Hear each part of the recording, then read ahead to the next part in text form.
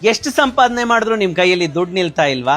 ಏನೋ ಒಂದು ಸಮಸ್ಯೆ ಬರ್ತಾನೆ ಇರುತ್ತಾ? ಯಾರಿಗೋ ದುಡ್ಡು ಕೊಟ್ಬಿಟ್ಟು ತುಂಬಾ ನೋವು ಅನುಭವಿಸ್ತಾ ಇದ್ದೀರಾ? ಈ ರೀತಿ ಬೇರೆ ಬೇರೆ ಸಮಸ್ಯೆಗಳು ನೀವು ಅನುಭವಿಸ್ತಾ ಇದ್ರೆ ನಿಮ್ಗೆ ಪರಿಹಾರ ನಾನು ಕೊಡ್ತೀನಿ. ಒಂದು ವಿಶೇಷವಾದ ಪ್ರಯೋಗ ಇದೆ. ಮನೆಯ ಶುದ್ಧವಾದ ಸ್ಥಳದಲ್ಲಿ ಗೋಮಯದಿಂದ ಸಾರಿಸಿ ಅಲ್ಲೂ ಒಂದು ಮಣೆಯನ್ನ ಹಾಕಿ ಅದರ ಮೇಲೆ ಜೋಳವನ್ನ ಹಾಕಿ ಅದರ ಮೇಲೆ ಒಂದು ತುಪ್ಪದ ದೀಪವನ್ನ ಬೆಳಗಿಸಿಟ್ಟು ಆ ದೀಪವನ್ನೇ ಲಕ್ಷ್ಮಿಯ ಸ್ವರೂಪ ಅಂತ ತಿಳಿದು ಪೂಜೆ ಮಾಡಬೇಕು. ಗಂಧ, ಗುಲಾಬಿ, ಪುಷ್ಪ, ಧೂಪ ಮತ್ತು ದೀಪಗಳಿಂದ ಪೂಜೆ ಮಾಡಿ ಒಣ ದ್ರಾಕ್ಷಿಯನ್ನ ನೈವೇದ್ಯ ಮಾಡಿ ಪಶ್ಚಿಮಕ್ಕೆ ಮುಖ ಮಾಡಿ ಕುಳಿತು ಕೆಂಪು ಚಂದನದ ಮಾಲೆಯಿಂದ ಈ ಮೇಲಿನ ಮಂತ್ರಗಳನ್ನ 21 ಮಾಲೆ ಜಪಿಸಬೇಕು. ಹಂಗ ಮಾಡಿದಾಗ ಧನಪ್ರಾಪ್ತಿ ಆಗುತ್ತೆ ಅಂತ ಹೇಳ್ತಾರೆ.